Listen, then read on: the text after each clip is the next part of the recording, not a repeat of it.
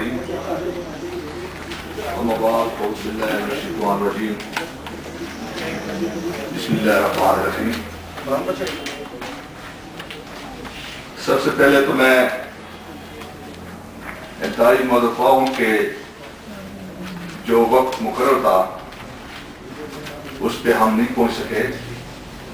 کیونکہ نماز کا ٹائم آ گیا تھا، اس لیے تو اسی آپ لوگوں کو زحمت تکلیف ہوئی ہے۔ اس کے بعد میں آپ تمام صحافی برادری کا بھی بڑا شکر گزار ہوں کہ آج آپ لوگوں نے مجھے، میرے ساتھیوں اور دیگر قبائلی علاقوں سے آئے ہوئے نمائندوں کو وقت دیا۔ جناب، میں وزیرستان اور دیگر جو قبائلی علاقے ہیں وہاں پہ ظلم اور بربریت کا ایک بازار گرم ہے، اور بدقسمتی سے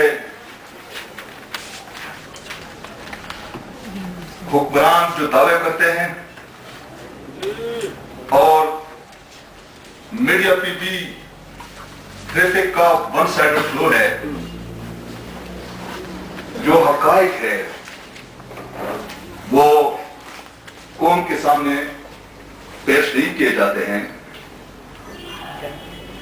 آج میں کچھ حقائق کے ساتھ آپ لوگوں کی خدمت میں حاضر ہوا ہوں۔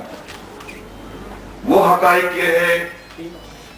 کہ وزیرستان میں جب سے حکومت نے آپریشن کا سلسلہ شروع کیا ہے، ہمارے سینکڑوں کے حساب سے وہاں کے عمائدین، اسٹوڈنٹس اس وقت سے لاپتہ ہے، اور ہمیں کوئی علم نہیں ہے کہ وہ کہاں پہ ہیں، لیکن اتنا ہمیں معلوم ہے کہ وہ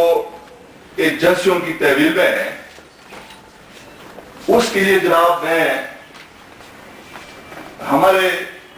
عبداللہی قبیلے کے سربراہ ملک سے فرمان مسعود کا تھوڑا سا یہاں پہ بتانا مناسب سمجھوں گا، اور کچھ میٹیریل جو تحریری طور پہ آپ لوگوں کو مل بھی چکا ہے، اور میں جناب وہ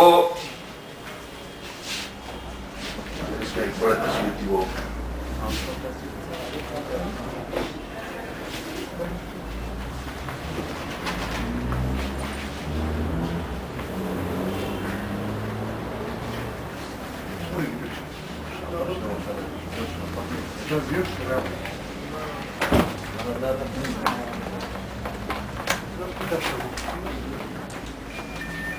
یہ ادھر کر کے دیکھیں، ملک سے فرمان مسعود صاحب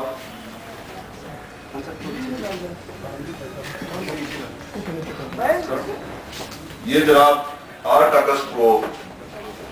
کراچی شہنشاہ شوال موٹر سے پولیس کی یونیفارم میں اور سادہ کپڑوں میں کچھ لوگ آئے، اور جو آج تک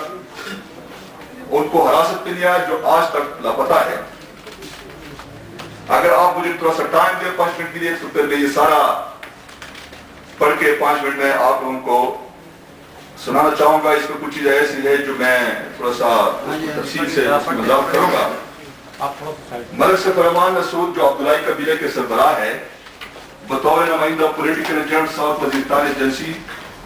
وہ حکومت اور قبائلی علاقے کے لوگوں کے مابین معاملات، تنازعات اور دیگر امور طے کرتے تھے۔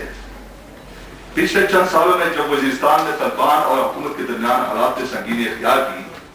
تو ملک سے فرمان مسعود ہی وہ شخصیت ہے جنہوں نے طالبان اور حکومت کے درمیان تصادم کی فضا کم کر کے امن کی راہ ہموار کرنے کی کوشش کی۔ بعض دفعہ طالبان اور پاک فوج کے درمیان جھڑپ کی صورت میں فوج کی ڈیڈ باڈی جو طالبان کے قبضے میں ہوتی تھی، پولیٹیکل انتظامیہ ساؤتھ وزیرستان ملک سیف الرحمان نسود کے ذریعے وصول کرتے. تو ایک وقت ایسا آیا کہ طالبان کی بڑھتی ہوئی سرگرمیوں کی وجہ سے جب مقامی آبادی خوفزدہ ہوئی تو ہر قبیلے کے لوگ اپنے عمائدین کی طرف دیکھنے لگے. یہ وہ زمانہ تھا جب سرگرمیاں تو ضرور پر تھی لیکن وہ اتنے منظم نہیں تھے. پچھلی حکومت میں جب پرویز مشرف نے وزیرستان میں فوجی آپریشن کا حکم نامہ جاری کیا اور فوج وہاں آئی تو مسعود علاقے کے عمائدین نے علاقے میں امن کی بحالی اور پاکستان کے بہتر مفاد میں پاک فوج کو ہر ممکن تعاون کا یقین دلایا. اس کے پاداش میں طالبان نے ہر اس ملک کو ختم کیا جو اپنے قبیلے یا قوم کی مکمل حمایت جن کو اپنے قبیلے یا قوم کی مکمل حمایت حاصل تھی. پاک فوج کا ساتھ دینے والے ہر بڑے ملک کو قتل کیا گیا. پاک فوج کی ہائی کمان سے مسعود قبیلے کے عمائدین کی خفیہ ملاقاتوں کا راز فاش کرنے والے وہ کوتے آگزروز ان کو ٹھکانے لگا دیتے تھے. مطلب یہ ہے کہ جو ہمارے جو عمائدین تھے وہ جب ان کے ساتھ ملاقات کرتے تھے تو دوسرے دن جناب وہ کسی کا گردن کٹا ہوا ہے, کسی کو قتل کیا گیا. طالبان نے ان لوگوں کا بھی خاتمہ کیا جن پر ان کو شبہ تھا کہ یہ کسی وقت بھی ان کے خلاف اٹھ سکتے ہیں. منجملہ حقائق کی روشنی میں یہ بات قابل ذکر ہے کہ جب ساؤتھ وزیرستان میں حالات سنگین سے سنگین تر ہو گئے اور مسعود قبیلے کے عمائدین نے طالبان کے خلاف فوج کا ساتھ دینے کا فیصلہ کیا تو ہر اگلے روز انتہائی دلسوز اور لفظ وقیات رونما ہونے لگے. ان عمائدین کا قتل عام اور ان کی لاشوں کی بغرمتی ایسے واقعات تھے جن کے خوف سے ہر سے دوسرے بڑے ملکوں نے فوج اور طالبان کے ساتھ اس کیل سے تلافی اختیار کی. ان عمائدین میں بھی دو قسم کے لوگ تھے. وہ عمائدین جو اس کیل میں تھوڑے بہت ملوث تھے وہ تو علاقہ چھوڑ کر دوسرے شہروں کا رخ کر گئے. دوسرے وہ جو ابھی اس کیل میں ملوث نہیں تھے وہ سفید چادر اوڑھ کر اپنے علاقوں میں اس وقت تک مقیم رہے جب تک وہ اپنے لیے اور اپنے قبیلے کے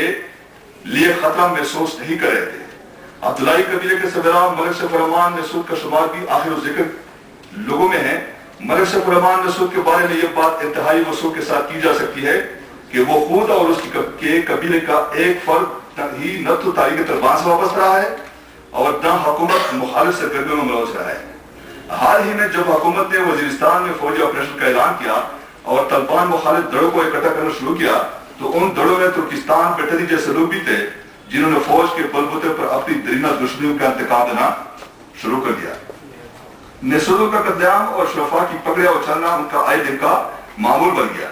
ان حالات کے پیش نظر ہم نے ملک سیف الرحمان نسود کو ہمراہ بال بچوں کے اسلام آباد بلایا. چند دنوں بعد 8 اگست 2009 کو وہ احسان اللہ خان نسود, اختر خان نسود اور 3 دیگر مہمانوں کے ہمراہ شیرشاہ شاپ نمبر 2 شوال موٹر شاپ 67 شیرشاہ کراچی میں دوپہر 3 بجے کا کھانا کھا رہے تھے کہ کراچی پولیس کی وردی میں ملبوس 2 پولیس افیسر اور کئی اہلکار جو کہ سارا کپڑوں میں تھے ملک سیف الرحمان نسود کا نام پکارا. انہوں نے اپنا تعارف کروایا اور ملک سیف الرحمان نسود کو ایک انکوائری کے سلسلے میں ساتھ چلنے کو کہا جس پر احسان اللہ نسود اور ان لوگوں میں تھوڑی تکرار بھی ہوئی. لیکن 3 لوگوں نے احسان اللہ خان نسود کو تسلی کرائی کہ وہ 1-1.5 گھنٹے میں ملک سیف الرحمان نسود کو فارغ کر دیں گے. احسان اللہ خان نسود سے انہوں نے سیل نمبر بھی لیا کہ جب ملک سیف الرحمان نسود فارغ ہو جائیں گے تو ہم آپ کو فون کریں گے. لیکن آج تک ان کا فون نہیں آیا. بعد میں ہمیں اپنے سورس کے ذریعے یہ معلوم ہوا کہ ملک سیف الرحمان نسود کو NWAP لے گئے ہیں. سوات آپریشن کے دوران انفارمیشن آتے ہیں میڈیا پہ وہی چلتا ہے. میں آپ کو اب یہ بتا دینا چاہتا ہوں کہ وزیرستان نے فضائی حملوں میں وزیرستان میں کتنے بے گناہ لوگ ہلاک ہو چکے ہیں اور فضائی حملے اور جب وہاں پہ گراؤنڈ آپریشن لانچ کیا گیا تو میں آپ لوگوں کو یہ بتا دینا چاہتا ہوں کہ وزیرستان کے لوگوں کے وہاں سے جب منتقل ہوئے وہاں سے وہ علاقہ چھوڑ گئے